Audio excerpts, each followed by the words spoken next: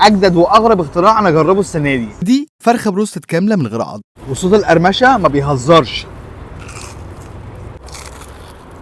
انا كنت قربت افقد الامل ان اكل فرايد تشيكن حلوه، بس المكان ده خيب ظني. مكان جديد اسمه دانكوك في اخر مصطفى النحاس مدينه نصر. مش هبالغ لو قلت ان دي من احلى المرات اللي اكلت فيها فرايد تشيكن. بريدنج كرانشي، فراخ نظيفه تتبيلتها واصله لحد الاخر، طعمها تحفه.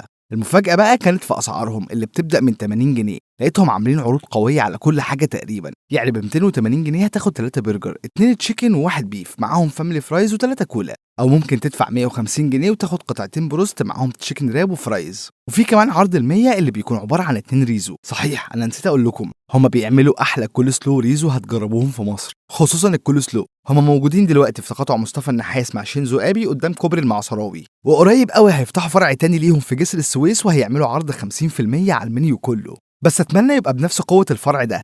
هستناكم بقى تكتبوا لي انتوا بتجيبوا فرايد تشيكن حلوة منين.